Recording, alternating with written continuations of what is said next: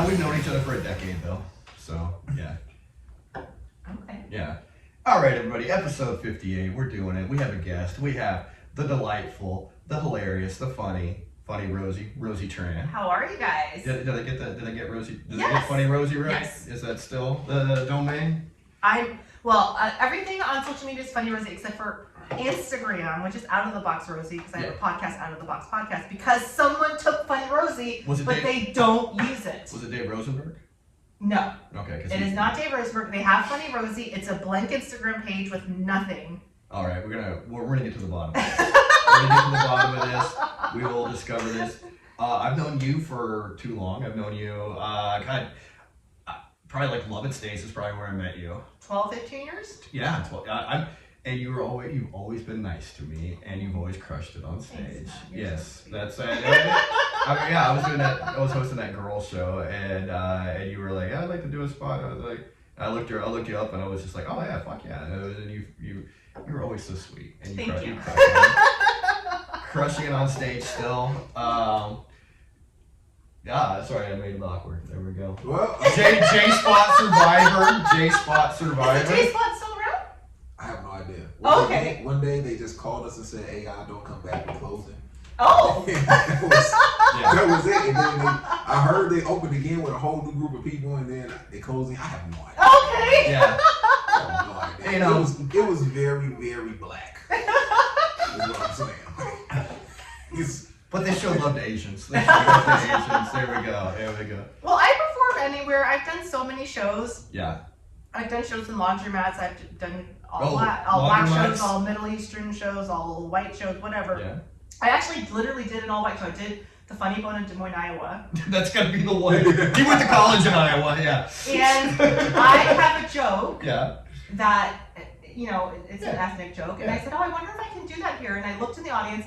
And usually when I look in the audience, there's at least one brown person, Latino, Black, Asian, where I can do the joke and then point to them or whatever. Yeah. And that was my first time, I think, ever in 20 years of doing stand-up. I actually did not see one person of color. That tracks for your Iowa experience. Yes, very much. Yeah. It was literally, so some of the shows I did there were like I did a show, I think the Thursday night show, and there was a table of sisters partying and doing a bachelorette party, but the rest of the week I think it was literally 100% white, and I was like, this is very white. One table just came to town because they were Iowa State. Yeah. It was very. I did not realize Iowa. I knew the Midwest was white, but I didn't realize that it was that white. Yeah. Oklahoma. So, but it's you've been killing it. What's been good with you recently? I know you got you working on the show. I did have a show that got picked up and then it got canceled. Oh shit! I'm bringing up the bad stuff immediately. I probably should have done a little bit more pre-interview. That's okay. I got a show picked up on Time TV called Brand New Yay with comedian Aiden Park. Yeah. And we were giving people makeovers. Yeah. He was the gay part of the makeover, and I was like the straight foil. Aiden's great. I love him. Yeah, but it did get canceled. But I mean, that's the business. Yeah. So that's LA. That's Hollywood. But I thought of you because. Somebody who needs a makeover. Yeah, I'm the Asian Reclamation Project. No. I started podcasting like 6 or 7 years ago. Yeah, you were early on it. And I did your podcast. Oh, with Swanee, yes. Correct. And that was the first time. I don't know if Marcus knows about this. So I told a story on his podcast about being a dominatrix. Oh yes, and I had never ever told that story, and I was so embarrassed and scared and whatever. But for some reason, I felt so comfortable. I told you that story, and now it's like a regular podcast story. Oh yeah. And so that was like popping my cherry. Yeah. So when I was 19, I was engaged to my high school sweetheart, and he cheated on me with a dominatrix. Yeah. So you became a dominatrix. So in my mind, I was like, I want to see what this is all about. So I was the dominatrix for 6 months. Yeah. Yeah. Huh. And how was that? It was interesting. So I don't do this at home. Try this at home. I had no idea what I was doing, Yeah. and I just so to become a dominatrix, you're supposed to intern. This is true. Intern at a dungeon. Is that right? Correct. You gotta like do hours or something. Yeah. Yeah, and you have to start as a submissive. You can't just be a dominatrix. But me being 19 and having no idea what I was effing doing, I just put out an ad on Craigslist. Huh. I went to the pleasure test in West Hollywood, bought a whip and like a few other things, and just put an ad on Craigslist. DIY. Do not do this at home. It's very dangerous. You could get murdered and killed. But I did it, and I did it for 6 months, and then I was like, this is not for me. I went too nice. I felt bad. Yeah. Was it okay? I was like, oh, I'm so sorry. I felt really bad. Yeah. Yeah. It was, but I did it for 6 months, and I was a professional dominatrix because I was paid. Yeah. Yeah. Yeah. And I was paid very well. Starting a small business. There you go. Yeah. Small business owner. But you're supposed to intern at a dungeon, start as a submissive, so you can learn all the safe words and all the code word, the lingo. correct words and the code word, and you're not supposed to go in and buy a whip at Pleasure Chest and just start beating the crap out of guys. Yeah, there's probably like a lower price place, they have like a stock warehouse where you can like get like a break on. You were paying retail for your I whips. was paying retail for my whips, and then also, but I had a lot. It was fun though. I had a lot of anger issues because I was cheated on, so I just was just beating the crap out of guys, and they loved it. Did you look for guys that looked like him so you could take it out more on him? Or? I just put my ad out, and I was surprised. Like, first of all, I was surprised people were paying me hundreds of dollars an hour to beat the crap out of them. Yeah, and I had several clients that told me I was the best dominatrix they'd ever had. Is that right? And I didn't even know what I was doing, Marcus. It's not just a natural talent. I was just beating them with my anger for being cheated on. Yes. Taking out that Louisiana rage. Exactly. Yeah. So I thought of you because I was like, last time I did Mass Podcast, I told my dominatrix story, and that was the first time I'd ever because I was just getting into podcasting, and I was still very like guarded, like, oh, what should I? Well, and we were bozos, so yeah. I was like, should I say it? It's like a private thing no one knows about, and now I'm like, oh yeah, I was a dominatrix when I was 19 for like 6 months. So when did you make the career change to doing comedy? Oh, I was doing comedy at the time. I just wanted to try it, and then I realized it wasn't for me. Like I said, I'm too nice. I was like, Yeah. So you've been doing comedy since you were a teenager? Yeah, I started when I was 18. Okay. Did you start in Louisiana or? Kind of. So I was dating a guy who wanted to be a comedian. And I hated stand-up. You don't know my origin story? Go with it. Okay, so I hated stand-up. So whenever you go to an open mic and you see a girlfriend being dragged to an open mic, you were that girl sitting in the back with her arms crossed, angry. That was me. I had my arms crossed. I was like, "This is terrible. I hate stand-up. These comedians are terrible." I mean, it's an open mic. It's an open mic. Yeah. She didn't know that. So I was, and You're trying to be a supportive girlfriend. I was trying to be a supportive girlfriend, and I didn't know anything about stand-up. You know, my parents are Vietnamese immigrants. I didn't know anything. Yeah, about you're first stand-up. generation. Yeah. I'm first generation. So I would sit in the back. I'm like, what is this? You know, every comic has, not every comic, but most comics have the same origin story. Oh, I grew up watching Carson, or I grew up watching it. It was my dream, and I always wanted, and everyone told me I was funny, or I was the class clown. Yeah. Not funny. Totally shy. Yeah. Knew nothing about comedy. I was good Asian student. I was a good Asian student. I thought I was going to be like a doctor or something. Yeah. I was like, this is terrible. I hate this. This is god awful. You know, I was telling him quit. You know, give up on your dreams. Was he talking about you whenever was he doing? No, because I've seen that happen too, where guys drag their girls and then he was a little bit of a hack. Oh. He was a little hacky. Yeah. But I would sit there in the back with my arms crossed and look miserable and tell him to give up on his dream. You know, so supportive. Yeah. And he would yell at me. He would be like, well, why don't you, he's like, you look so bitter and unhappy in the back. You know, you have no one to talk to. Why don't you come up with 5 minutes and do some stand-up so you have something to talk to the other comedians about? Basically, he just didn't want me with my arms crossed in the back. Okay, he was trying to break the ice with you. Yeah. And I was like, I'm shy. I would never do stand-up. You're crazy. And then what happened was slowly, because I was bored, I would watch him. Was this out here or was this? This was in Louisiana. So you just not coming with them wasn't an option? Like you couldn't just be like, go do the We were in an unhealthy codependent relationship. Okay. Very, very, very comedian foundation. Yeah. Dysfunction. Good point, Marcus. So I slowly started watching, and I would say, well, why don't you say the joke like this, you idiot? It's obviously funnier like this. Phrase it this way, yeah. And then he would say it the way I would tell him, and he'd get a laugh. So I started as a comedy writer. And then it evolved. Yeah, so that happened for a while. So I would be like, well, say the joke like this, do it like this, and he would do it the way I told him, and he'd get a laugh. And I was like, God, is this guy an idiot or what? It's obviously funnier like this. So then we moved out here together, and I didn't really know what I wanted to do. We were engaged. Were you looking to do like acting, or what was? No, I was terribly shy, painfully shy at this point still. But he planted the seed in my mind because he kept saying, well, why don't you write 5 minutes then if you're so funny? Okay.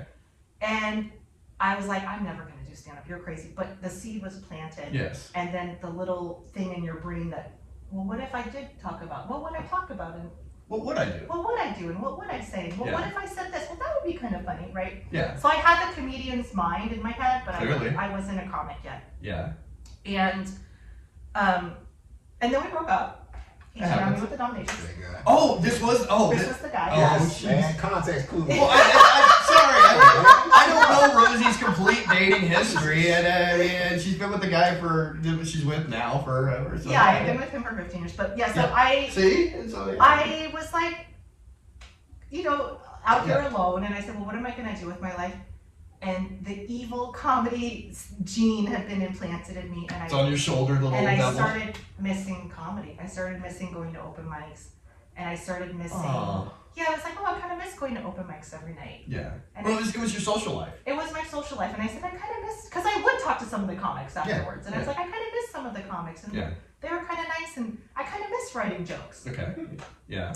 So I came up with 5 minutes of material, and I went to the Hot Wired Cafe in Studio City. I'm not sure. It's no longer there. Yeah. It was an open mic run by any place that does open mics is going to close. Yeah. that's the only absolute in LA I've learned. Yeah, that's the going down the drain. I think it was coffee. I think it was coffee and chicken wings. It was something weird. Not bad. Together. I like coffee. I like chicken wings. Not at the same time, but yeah. It was run by a guy named Dan Bilak. Oh. Dang, yeah. Yeah. And I went up there and I did my first 5 minutes, and I don't know if this is too corny for your podcast. Go with it. But I felt like I was home. Yeah. On stage, and I wasn't shy on stage, and I felt so comfortable, and usually. And Dan's a great host too, yeah. And people usually have this story like, oh, I was nervous the first time, or I just felt totally and completely comfortable, even though, obviously no one's funny the first set. So I probably did okay. Yeah. I probably wasn't super funny. Yeah. But I had a couple punchlines, and I kind of liked working them out and making them funny. Those little hits. Little hits. Yeah. And I fell in love with stand-up comedy, and I was the most surprised person out of anyone. That is wild. Yeah. That is wild. I never knew this whole. I did, and I really liked it because everyone always underestimates me. Now there's like 1,000 female Vietnamese or Asian comics. There's like 9,000 Asian female. Fucking Ali Wong. Here we go. No. But before it was like 2000. There was Margaret Cho, and there was me. Literally, there was me, and that was it. Yeah. Ali didn't start till 2004. Aiko Tanaka didn't start until 2006. Like all the, so it was just me. Yeah. And so everyone would underestimate me. If you think they didn't know what to expect. Yeah. They didn't know what to expect, and you're pretty. Oh, thanks. I know. When I see a pretty girl doing stand-up, I go. Please get through a conversation with a woman without you hitting on her. I'm not hitting on her. She's married. You know this. And I'm still doing it. I'm saying something. I say something complimentary. Like, Rosie, do you think I'm hitting on you? I don't know. I appreciate the compliment. All right, there we go. Yeah. I've already talked to you about this. Yeah, I know. HR. Yeah, I know. He's HR too. Sorry, I'm just saying. I think too, a lot of people have a stereotype too about Asian women, and there's all sorts of things. So I like breaking the stereotype. I was also very shy growing up, so I understand. But I like figuring out I think I'm a true comic. I think a lot of people that have known me for a long time consider me a comics comic because I've been in the trenches forever. But I think I have a comics mind. I'm the type of person that laughs at a funeral. I'm the type of person that laughs inappropriately.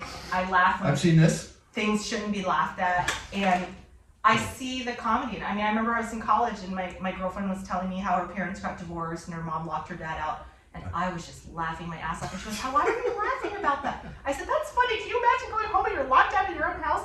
And she fell on the ground laughing, and she said, "Thank you so much." Because everyone I tell this story to keeps saying, "Oh, I'm so sorry. That must be so hard." She goes, "You're the only person who brought some levity to the situation and made me smile about it." Yeah. So I just see the funny and all the dark, evil stuff, and I think I really do have a comics mind, and I think that it was always there. Yeah. But I just needed it to be brought Got up. it knocked out of you a little bit in a weird way.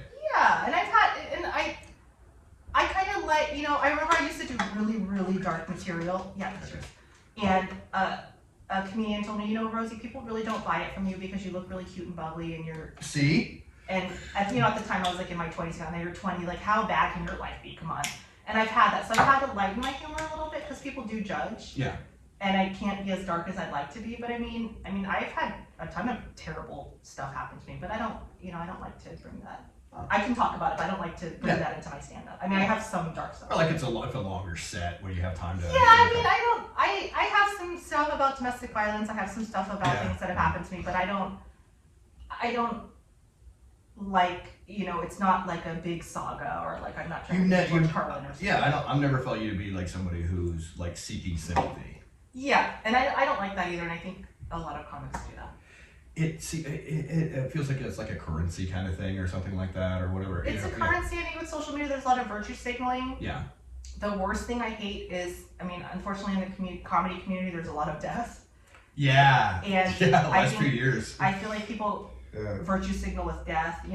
There's certain comics that died, and all of a sudden the person's posting a selfie with them. Oh, they're my BFF in comedy It's for like, years. you were just trashing this guy at the show last week. Exactly. Yeah. So I don't like that. I don't know if you guys have seen that, but Oh yeah. comics will die, and then someone comes out of the woodwork with a selfie from 10 years ago, and they're like, "Oh, so-and-so was my best friend, and we've been friends for 20 years." And I'm like, You were just shit talking him to me on the drive to Long Beach last week. I didn't know you guys were friends. Yeah. And so there's a lot of that too, which is yucky. It's LA. There's a level of fakeness. I've learned to just, it is what it is with it. But yeah, I feel you on that. So yeah, and like ever since I've known you, you've always been like crushing. And that's one of the things that, like we were talking before, like I'm just kidding. Marcus, give me a look. No, I meant stop. And no, you're somebody who like does every show. I love it. And I also have a drinking problem. Yeah, well, you're from Louisiana. There we go. And that kind of goes with Louisiana.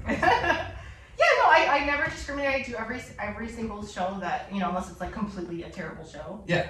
Oh, and we've seen those. We've all seen those. we know to avoid with those. Although one of those guys passed away. But yeah. I just think, I'm here to bring laughter to people, so that's all that matters. Yeah. Where are you from in Louisiana? New Orleans. Oh. Yeah. Okay. Yeah. I'm a Southern girl. Yeah. Southern Belle. Absolutely. That's one of the things I don't like about comedy. There was like a Southern Belles of comedy, and it's like, was like all white ladies and then like one black lady. I'm like, there's other people that live in the South. Yeah. It was like, And like Texas is like 60% Latino. That's the South. Definitely. Florida, there's like Cubans, and so I was like, hey, wait a minute. Hey, just because they're like, oh no, she's Vietnamese. She's a cow. No, that's horseshit. I was like, I was trying to think, what was my point? So, God, I'm blanking out on stuff. Because you told me where I can't sound. I didn't say anything to you. Yes, you did. You say something with that. So like, I want to question. Well, yes, Marcus has questions. Yes, when you travel, okay. And do you do the darker stuff more towards the South and the East Coast? Because when I try to do the dark stuff out here, it doesn't work so much. Yes. LA has become increasingly PC. Yeah. In a bad way. Yes. Yeah. In a bad way. I have never, in 21 years of doing stand-up, been considered an offensive comedian. I would be considered maybe light, kind of edgy. Not edgy, but pushing it a little bit. But I've never been considered edgy, dark. And in the past few years, I have been. And I think that it's gotten a little too PC here in a bad way. Yeah. It's gotten a little woke here in a bad way. A little bit of definitely over the top, especially I think I noticed it got weird like after Trump. Yeah, there's a lot of virtue signaling. You can't even say the word Trump in a joke. Yeah. Or people get offended. Their buttholes pucker. I like traveling more. I think people have a better sense of humor in different parts of the country. Yeah. I do change my material. Yeah. I do also not do as well in certain places depending on the audience. It's very odd. And then I also have some abortion jokes and other things like that are actually very light. I know that sounds weird to say that they're light, but they abortion light. They're not actually about abortion. I just mentioned the topic, and certain places in America where people are very religious, they hear the word abortion and they freak out even though the joke is not about abortion. I just mentioned it in the joke as a setup. Yeah. And also a lot of people make wrong assumptions about me in a different way. Like when I travel a lot, certain jokes that I do with the setup, people assume I'm very liberal and woke, but the punchline is a twist. Yeah. And so sometimes they aren't open to hearing it, or they think, oh, she's like a liberal LA comic, woke LA comic, and I'm not. Yeah. But you're a comic. They're like, oh, she's a minority and she's a woman. Like I'm not gonna listen to this. And sometimes a lot of older white males in certain parts of the country, well, I can see them kind of glazing over. Yeah. Until I win them over. So there's a little more winning over. Yeah. Okay. Yeah. It's like I did the same thing. Like I talk about. Well, when I first started doing comedy, because you started out here, yeah, I started out here, and it was just lighter stuff, and then he'll argue with me, but I feel like Chris Rock stole one of my jokes. It was a tambourine, and I swear to God, it was the same joke, Matt. I don't know how many. I heard my uncle watched Tambourine, and then he called me. He was like, "Chris Rock stole your joke." I hadn't even watched it yet. I heard you tell the joke before. That's all I'm saying. He stole my joke. So then I started talking about more personal stuff, and the personal stuff became me talking about child abuse and racism and stuff. Yeah. And out here, it was sometimes, but then I did a show in Shreveport, Louisiana. Yeah. Full of Southern white people. They loved it. And then crushed it. Yeah. They went crazy. What was the show in Shreveport? It was a festival called Prize Fest. That sounds really fun. Yeah, they started it like 5 years ago. We should go back and do that together. They do a comedy prize fest where they give out a prize. It was like wild. Top 5. You were telling me about it. Yeah, it's like top 5 comedians. Everybody gets paid to do the show, and the number one comedian gets like $2,000 or something like that. Let's go, Marcus. Let's go back and do it. And we gotta submit some tapes and go back. We can. Yeah, it was a great time. It was wonderful. That's where you got on by Emily. Yeah. I met Emily at the Comedy Store. Yeah. She was a judge. I love performing in the South. It just it depends. Sometimes the worst show I ever had was in Mississippi, and it was they were just judging me for who I am. Yeah, because just uncomfortable when you walked in. They were uncomfortable. They were very conservative religiously, and I think that a woman talking about, and again, I'm not super dirty, but some sexual stuff was awkward for them. Yeah, you're not. Because the headliner that went up, who was a very funny but nice gentleman, the energy changed when he got up there, and he's one of us. Even though he was very funny. Yeah. I can honestly say, come on, I'm in LA. When we go to the Comedy Store, we're watching the best of the best of the best. Yeah. You will go to a club one night and see Kevin Hart. You will go to the Comedy Chateau and Kevin Hart, whatever. Yeah. So I know good comedy. This guy was funny. Yeah. But he wasn't. I know fun comedy's subjective, but he wasn't funnier than I was. But the whole energy changed, and the only thing. And I'm not one of these women who's like, oh, they didn't like me because I was a woman. You're not an excuse maker. I'm not an excuse maker. I've done shows. I've done shows where people get stabbed and I'll still go up and perform. There was a show in East LA. Was it a J-spot? That was more of a shooting place. There we go. That was more of a shooting place. There used to be a gang bar in East LA called Wild Coyotes. I remember hearing about it. It was run by Willie Barcena. Yeah, okay, yeah. Felipe Esparza. Yeah. And several times that I went there, I would go there the week before, someone got stabbed here last week. And it go and make them laugh. Here we go. It was the type of place, if you turned off the Laker game, you'd get booed off the stage. Oh, yeah. People had teardrop tattoos on their face. And I would go and perform because you'd get $75, which is a lot of money for an LA stand-up set. Yeah. You get $75 and you get free tacos. Was it the tacos or the 75? It was the $75. Okay, all right. So I would go there and I performed for everyone, and if I bombed, I bombed, and if I got them, I got them. Yeah. And so I'm There's gonna be some nights, I'm not an excuse maker, but in the show in Mississippi, they literally were like, this chick has a vagina, we're not gonna listen to her. because the guy that went up after me, who was awesome, was not any funnier than I was. Yeah. The energy just completely changed. Oh, we feel more comfortable Yeah, we with feel his more jokes. comfortable. So We understand so him better. I've had some And bad. we speak perfect English. I've had some bad sets, Yeah. you know, in the South and traveling and stuff. But I've also had some really amazing sets because when people are surprised by me, they're really surprised by me, and I like that. I like to, you know, surprise people. No, you always crush it. Yeah. I noticed that just getting outside of Hollywood, that The and comedy's like different. yeah, I was telling Marcus a little bit like last week I did Bellflower. Okay. And the stand up in Bellflower, and that club it's just those people came out. I mean, it's like 60-70% Latino, and they came out to party, you know, and it's just like, oh my god, I can do all the jokes that people they get nervous at in Hollywood, and it was just fun, you know. It was just people are too nervous in Hollywood. They're too uptight. They're too scared of. There's too much virtue signaling. They're too scared of laughing at the wrong thing. There's also a lot of entertainment here, so they're entertainment out. Yeah. Oh, I felt like sometimes like it's almost like the Will Smith thing, where he even like the Will Smith Jada thing, and I'm not trying to rehash it and everything, but like even he laughed at the Jada joke, and then he saw he wasn't supposed to laugh, and then he flipped out, and it was just like I've never been slapped on stage, but it was just like when you're doing it distorts your sense of comedy. It distorts your sense of comedy, but the crazy thing too is a lot of people who are really, really big in stand-up right now, they're chosen by the Hollywood elite, and then they go and perform in Middle America, and they don't do well. Yes. Because there's such a disconnect. Yes. Between what is funny compared in this Hollywood bubble and in Middle America. It's very different.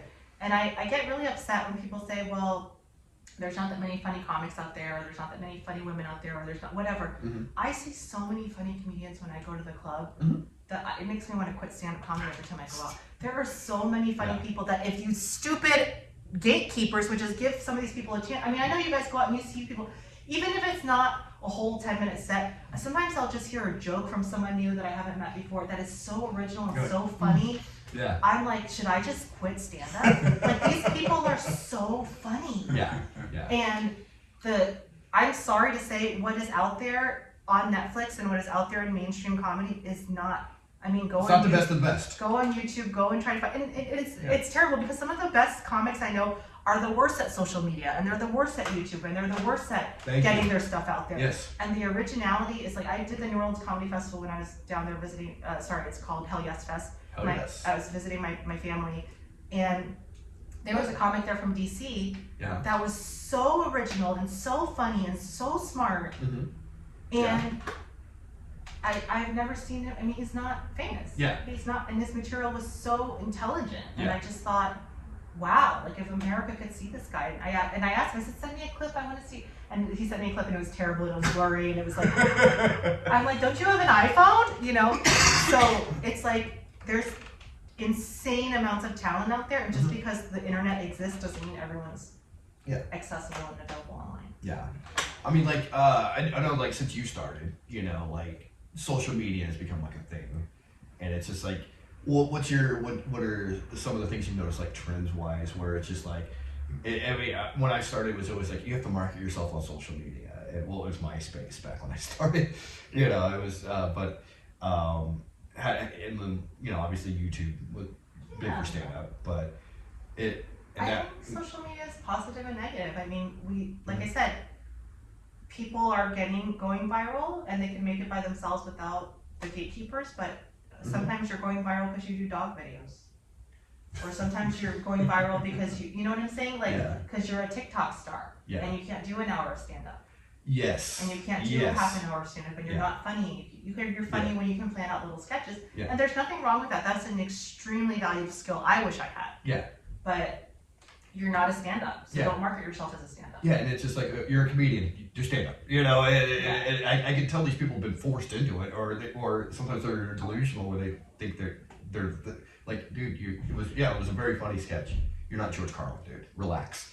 Yeah. The most common thing I see is a clip goes crazy doing crowd work. Yes. But then when they do the actual sets, it's not funny. Yes. Yeah. That's what it's so hard, and so it's a double-edged sword because look, I'm not delusional. If I had a clip that went viral, I would milk the crap out of that. Absolutely. So I understand where these comedians are coming from, and I respect their hustle. But it's it's a double-edged sword. It's an amazing tool for comics to get exposure and to get basically famous without, you know, the Hollywood elite picking you. But it's also really dangerous because you're expected to do the hour of stand-up now, and you have 5 minutes. Yeah, it's almost like to say, but like Dat fan when he won Last Comic Standing. I mean, everyone hated Dat so much, but now there's like a 9,000 Dat fans. Yeah. Or it was just like, hey, you won with the 5 minutes, and it was like, what's minute 6 gonna be? Yeah. Exactly. So I think it's a double-edged sword, and I feel, you know, I used to feel a tremendous amount of jealousy for a lot of those people, but I don't feel jealous because that's an incredible burden. I can't imagine being in year 2 of stand-up and having to headline a tour. I remember bombing for 10 minutes and just feeling sick to my stomach.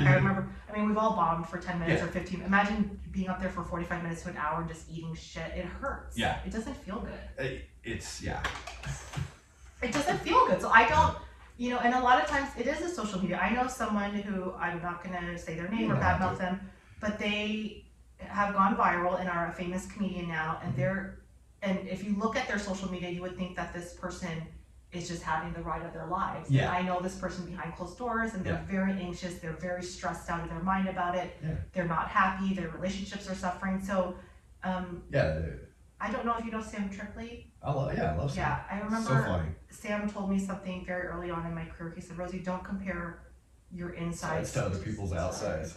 And that was so profound for me, because I was like, you know what? Someone looks like they're, you know, maybe someone has 1 million followers and they're headlining the improvs, but that doesn't mean that they're happy. And I've seen it. Yes. I've seen it so many times. And you've seen how the gumbo's made. Yeah. The sausage, yeah. I was trying to make it Louisiana for it. Here we go. Bombing for 45 minutes is not fun. I would not, you know. I had the worst set of my life in New Mexico, in Farmington, New Mexico, and I will avoid that town if I ever have to drive near it. It was just like, and it was one of those 45 minutes where I was just like, it was just. It hurts. Yeah. I bombed in Modesto. I was supposed to be co-headlining with Kristen Key, and I love Kristen Key, and I'm sure she thinks I'm like a terrible comedian because I ate shit so bad both nights, and it was just. Yeah. It was just a very blue collar crowd, and they didn't really get me, and they didn't like me, and it just wasn't my crowd. Yeah. It just wasn't my crowd. They didn't like me. They were there for dancing.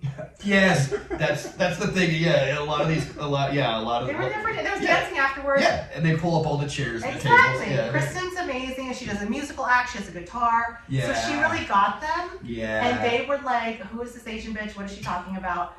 And they just everyone had like cowboy hats on. Yeah. And I've performed in rural areas, but they just weren't my crowd. They were like, "We don't like her."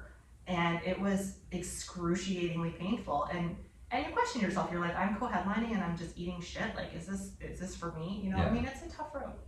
What are some of your favorite places? I mean, of course, outside of LA that you've gotten to perform at. My favorite place to perform in the entire world is Cleveland, Ohio. Cleveland, Ohio. Tell me that. So we're being very sweet, but in reality, I'm a 7 in LA, and in Cleveland, I'm a 12. Sorry, Cleveland. They have that show Hot in Cleveland. I am hot in Cleveland. I have never been so violently and aggressively hit on in my entire life than Cleveland. Yeah. And that's where Dave's from. That's where Dave was from. It is to the point where it was insulting. I was walking with the headliner. Yeah. And people literally, I'm not even making this up, would push him out of the way to hit on me. And he was so insulted. He goes, "How do they know we're not together?" And I was like, I don't know. He goes, "This is insulting. How do they know you're not my wife?" I had men of all ethnicities like knocking people over to talk. And I'm not exaggerating. It wasn't like, "Hi, you're a beautiful woman." It was like, "Who are you?" So I don't know what's going on in Cleveland, but I was something in the water. Definitely. I felt like I was just. I mean, and also I did well stand-up wise. Yeah. Oh yeah. Also, I like that. Yeah, I was funny. I've been there twice. I worked with Jay London, and then I worked with Gilbert Gottfried before he passed away. Rest in peace. Well, I mean, I assume you didn't do it after he passed away. Yeah. And I opened for Gilbert at Hilarities. Yeah. And also Robert Hawkins. Actually, I went there 3 times, and all 3 times it was like again, like violent hitting on. They would like knock the other person out the way and be like, "Who are you?" And I'm like, "Oh, hi, okay." Yeah. So Cleveland is my favorite city in the entire world. I think they got a festival now. Because apparently I am a 12 in Cleveland. Which is an ego boost for anyone. Yeah, absolutely. It helps. It adds time on your joke, absolutely. When Exactly. you walk in. So I was considered funny and hot. I was like, wow, I need to move here. And also the comedy scene was very sweet. There's a local comedy scene and all the comedians were very, very nice. And they took me to open mics and out to eat and it was very sweet. They were all hitting on you. No, what, as somebody like first generation, how was the telling your parents that you're doing stand up? Oh, not a doctor. Yeah, not a doctor. Oh, not a doctor. Not a doctor. Yeah. So my dad has passed away. He never saw me have a good set. He's only seen me bomb. And he's seen you from up top. and he never really acknowledged my comedy. It was very hard for him to understand. Mm-hmm. He grew up in rural Vietnam in the 1940s. Yeah. So to him, it was like he just didn't understand it at all. Yeah. He thought I was crazy. I remember when he saw me in Louisiana, I did a bar show in New Orleans. And he came up to me after the show. It was a terrible show and I didn't do well. Yeah. Oh, it's always a mixed bag. And he's like, "What I was really impressed that you got the men to listen to you." He's like, very impressive. Thanks, Dad. You made the men listen. Yeah, so that's my dad. Yeah. My mom doesn't also understand it. She's very proper. She doesn't like me. She really doesn't like stand-up because she doesn't like me talking about personal things. No. She thinks those Just a different more reserved should be culture. private. Yeah, she thinks those things should be private and she doesn't understand it. So they're not super supportive, but I wouldn't say they hate on me because of it or they hated on me, but they weren't super supportive. I think a lot of people have families that aren't supportive of the biggest That's how they become stand-up comedians. Here we go. I needed some kind of trauma to get it. Yeah, so, it's like stand-up or porn. People are still kind of like, And every time I talk to my grandma, she gets to talking to me, we get to talking, and she starts saying something, and she'd be like, "Let me stop talking about this before you put it on stage." That's such a great Talking about her next cruise. Every Here we time. go, yes. Yeah. Well, actually, the worst is when people who are very dull think that they're so funny they should be in your act. Oh God! Don't put this in one of your bits. Yeah. So I obviously have worked day jobs over the years, and people are like, "Oh, I know you're gonna put this in your act." Oh, I'm like, God. "You're not interesting at all." Oh God! Yeah, they're lucky to be brought up on the podcast. Here we go. Yeah. No, So I've had that where Yeah. a lot of people find out I do stand up and they're constantly like, "Oh, are you gonna put this in your little routine?" yeah. And I'm like, "You are a boring office lady from a miserable day job. I'm never, ever, ever gonna mention you ever." Or, like office antics, and they're like, "This is so crazy, huh? Are you gonna put this in your stand-up act?" It's like nobody wants to hear about the photocopy machine. I like that. I want to hear about the birthday, the office. The office birthday party, right? Yeah. So maybe it would be a funny sketch, or maybe it would be like an office space type thing, but not in a stand-up act. I don't know if you guys remember Jordy Fox. Yeah. He was he like the MySpace? Or? Yeah, he had a brilliant joke about it Yeah. that I wish I could remember, where he makes fun of the lady from The Office. It's like, "You should do me in your act," and he just rips her apart, and then at the end he goes, "You made it in my act." You're here now. How do you like it? Yeah. Yeah. Yeah, so I think something like that, but that's the worst when people are like, but I'm sure that sounds like a sweet grandma thing. Not to like rag on your grandma. So you're from Ohio, or you just went to college here? Oh, he's from St. I'm Louis. from St. Louis, went to college in Des Moines for a bit. What is the comedy? Have you done comedy in St. Louis? I have not. You know what? Actually, I did. It was the World Series of Comedy. Oh yeah, the World Series. Yeah, they went to St. Louis one time, and I was in it. Yeah. So my parents and my aunties and everybody saw me tell jokes. Oh, were you nervous? I wasn't nervous, but I didn't win, so they just saw me lose. But did you have a good set? Yeah, did you have a good set? I never know. Because if I lost, I feel like I didn't. So No, it's You were laughing. Yeah. Were they laughing? My family? Yeah. I don't know. I hate when family comes to see me. I hate when family and friends. That's the worst. I used to. My for like the first few years, I was so afraid of my dad seeing me, and then he saw, and then he came out like I think it was kind of like under the radar, saw me when I was in Tulsa one time, and he was just like, "Oh, you're funny." And I was just like, "Yeah." And now like I do jokes about him. I do a joke about him, and he was like. He's in the back. Yeah, that's me. I'm the one. Yeah, the Home Depot joke. Yeah, where I talk about him going to get his ashes spread at Home Depot because whatever. And I'm the guy at Home Depot. And he was just, like he listens to the podcast. Hi, Dad. Anyway, by the way, Rosie says hi, Ron. Here we go. Anyway, he asked me about YouTube. I don't like it. I get so. I'd rather perform for strangers. I'd rather perform for strangers because to me there's no stakes. If I bomb, who cares? Yeah. I don't care about these people. You're not going to have to eat dinner with them. Exactly. But if it's someone that I really care about, luckily I've had some friends and family come see me and I've done well, but I always get just raging anxiety. I'm like, what if I say something or what if I say something inappropriate or, so. There's consequences, yeah. There's consequences. Social consequences. Whereas if it's strangers, I'm like, who cares? Yeah. It's like, hey, I'm off stage, I'm gone. Yeah. Bye! Just don't follow me, okay? Whatever. Yeah, I mean, one less boyfriend in Cleveland. Whatever. Hi, Cleveland! I wonder if that story makes people in Cleveland hate me or love me. They're like, bitch, we're not that all the guys are like, yeah. All the girls are like, that bitch. There we go. Probably it. Well, what are some misconceptions people have about New Orleans? Are they all correct? The biggest misconception that people have about New Orleans is that people in New Orleans have accents. Like Cajun? Nobody in New Orleans has an accent. Yeah. Really? Yes. Nobody in New Orleans has an accent. So I was talking to a girl who was from Boston. Uh-huh. And she goes, you don't know what you're talking about. I've been to New Orleans. Everyone in New Orleans has an accent. You don't know what you're talking about. Yes. As somebody from New Orleans, yeah. And I said, oh, well, you're from Boston. Where's your Boston accent?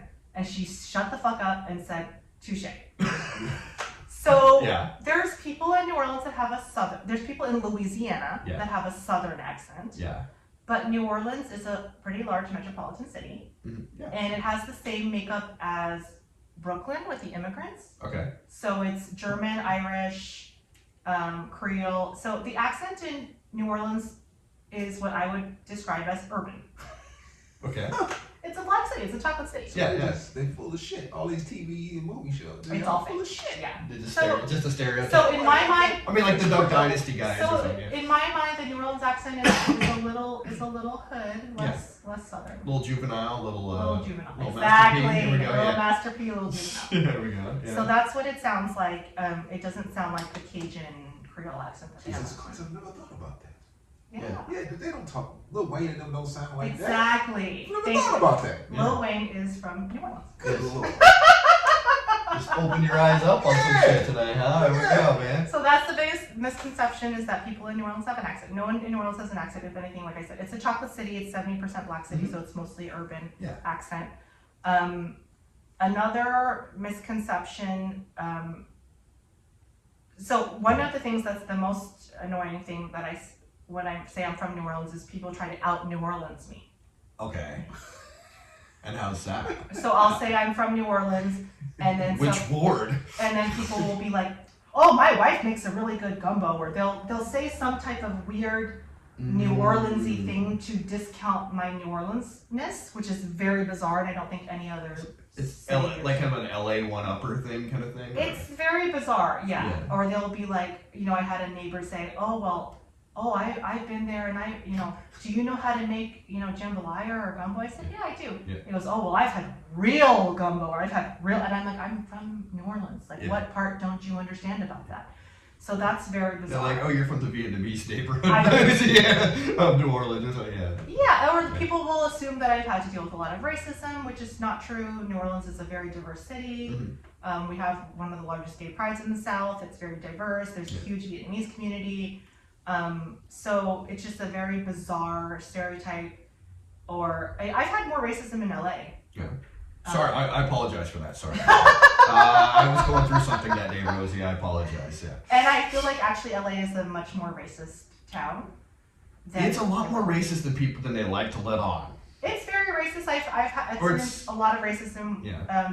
Just in general, I've experienced. I experienced a lot of racism performing at the J Spot.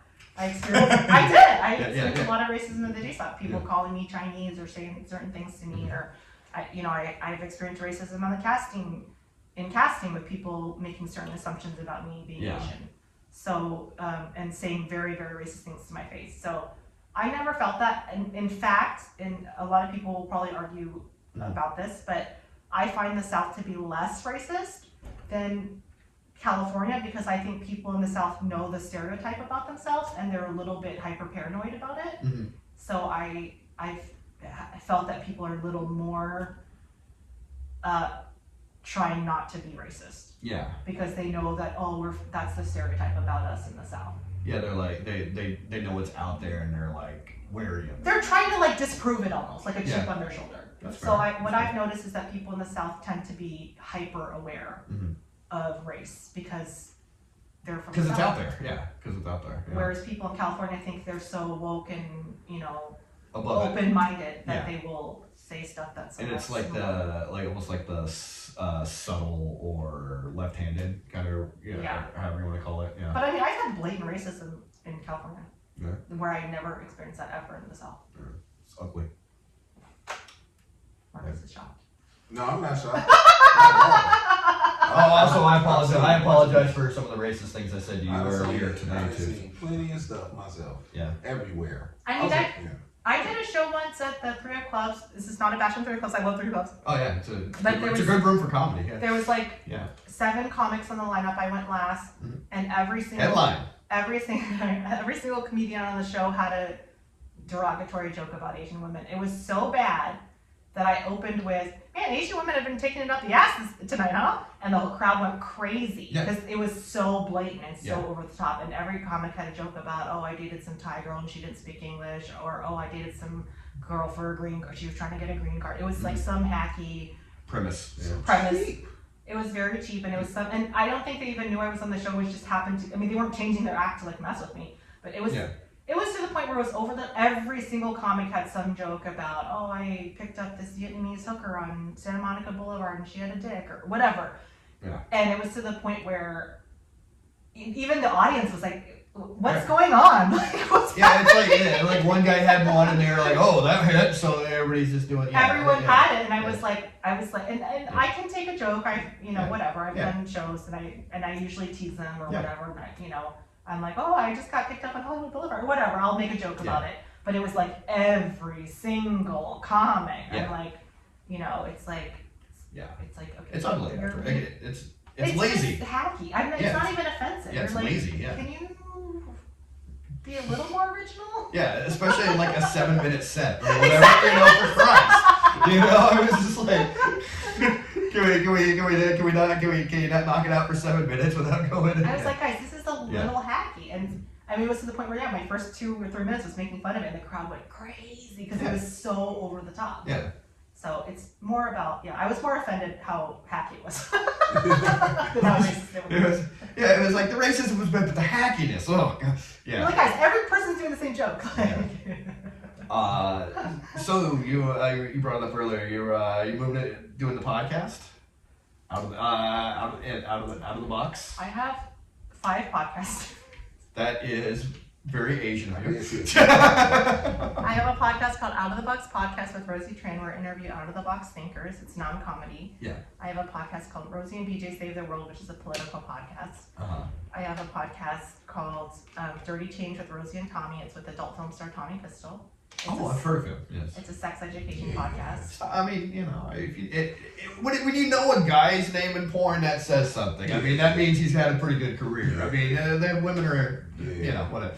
Anyway, the women are the stars. Sorry. I have a podcast called Hello Crypto Kitty 2.0, which is a crypto podcast, and I have one more podcast, which I can't. Dirty Sexy Privacy. No, Stupid Sexy Privacy with BJ Mendelson. It's a security and IT podcast. So are these all weekly? No. So all of them are limited editions. So they're just like 6 or 12 episodes, except for Out of the Box, which is my ongoing podcast. But guys, check out Dirty Change. It's really funny. It was me and Tommy Pistol during COVID. He was bored and out of work. He had no one to have sex with. Yeah. The pistol was loaded. He was really funny. And I actually grew up in a very conservative, sexually repressed environment. So the podcast was just him like basically teaching me about sex, not like showing me stuff, but teaching me lingo and teaching me about the industry and me asking questions as someone that grew up in a very conservative religious environment and like learning all sorts of things like about fluffers and porn and it was really fun. And he's really funny and we found out that we had something in common. He has a porno where he has sex with a puppet. Okay. And I was in a TV pilot where I had sex with a puppet. Oh, what in the world is going on?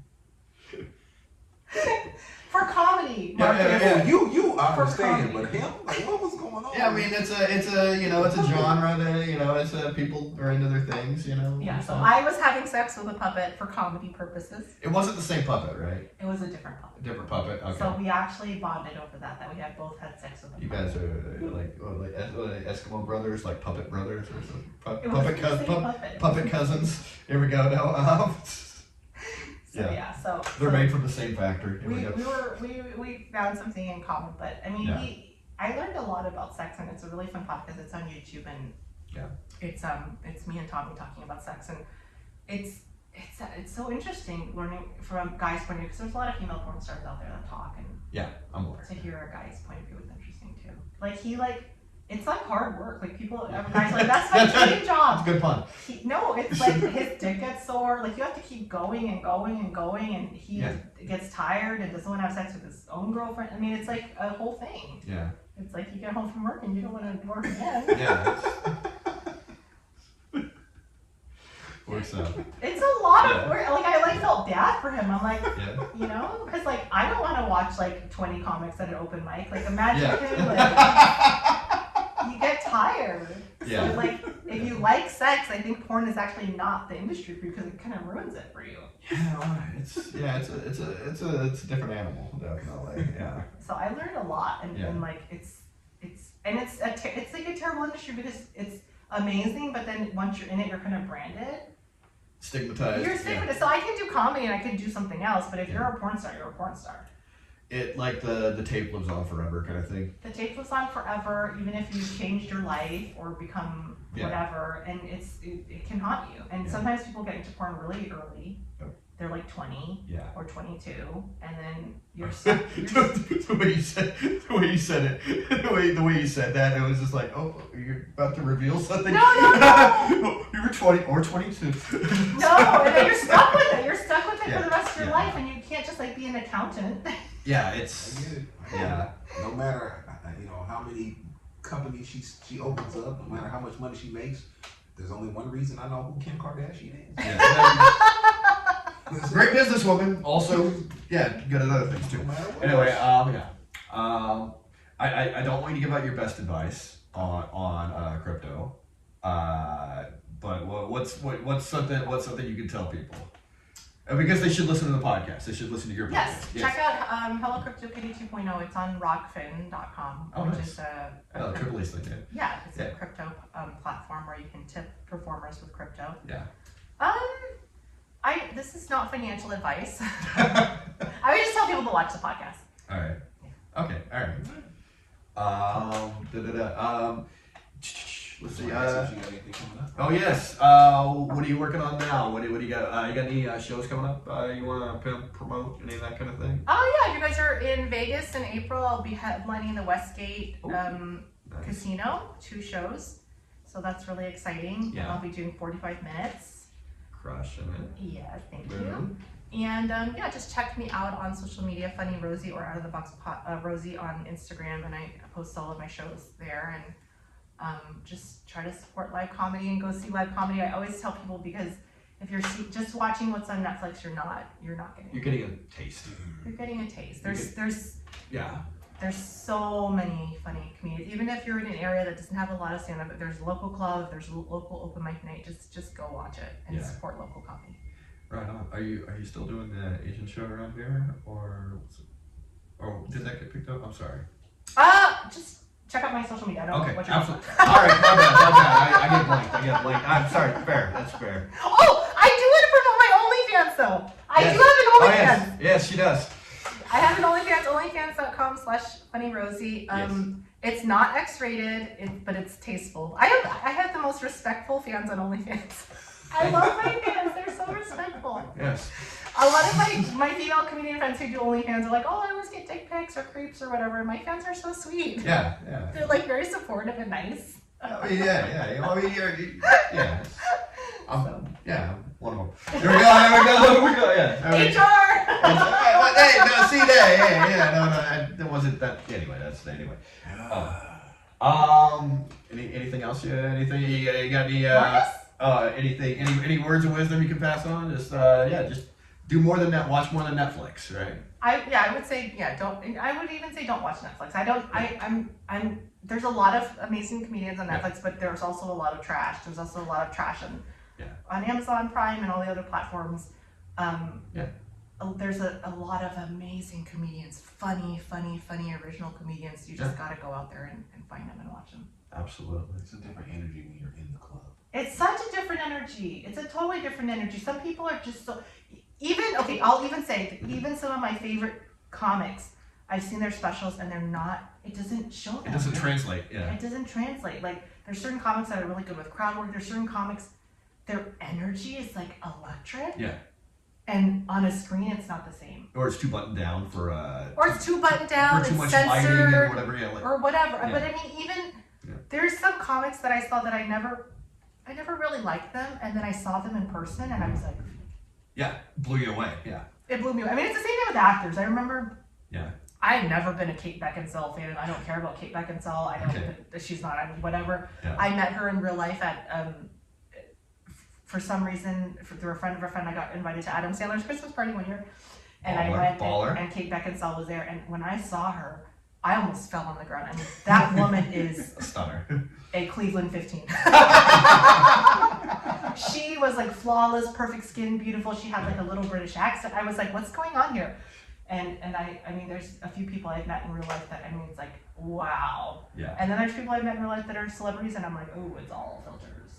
Yeah. You're like, oh. Yeah. We've had that. Well, yeah. But yeah, she was absolutely stunning. So I mean, just see people in real life, meet them in real life. It's different. Absolutely. Definitely recommend Instagram, Out of the Box Rosie.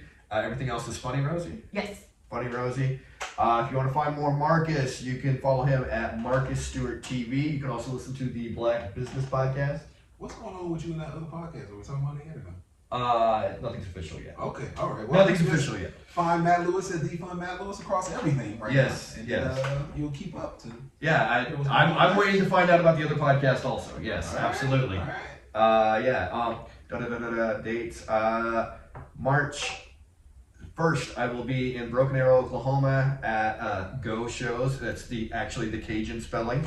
Geaux. Yes, Go Shows. That's why I brought you here, just so I could get that correct. At Go Shows Theater in Broken Arrow. And there is something coming up on March 3rd, but that is not confirmed yet. I'll put it in the comments. All right. Rosie, thanks for coming on. Thank you. Yes. Boom. Ooh, what's your Black Business Podcast? I go to black-owned businesses and make videos about it, and we, buy stuff, eat stuff, and then we go on the podcast and record. And Marcus, I love that. That's amazing. Now we almost.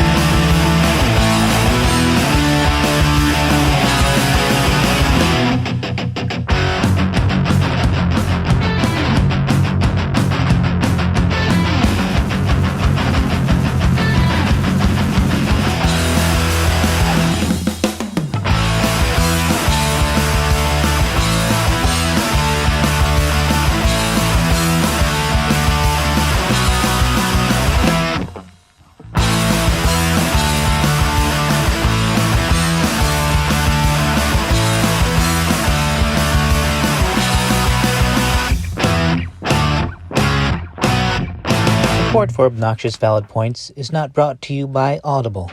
Audible, are you too stupid to read a book? Have one read to you. You'll find no books or mentions of books at patreon.com/ovpoints.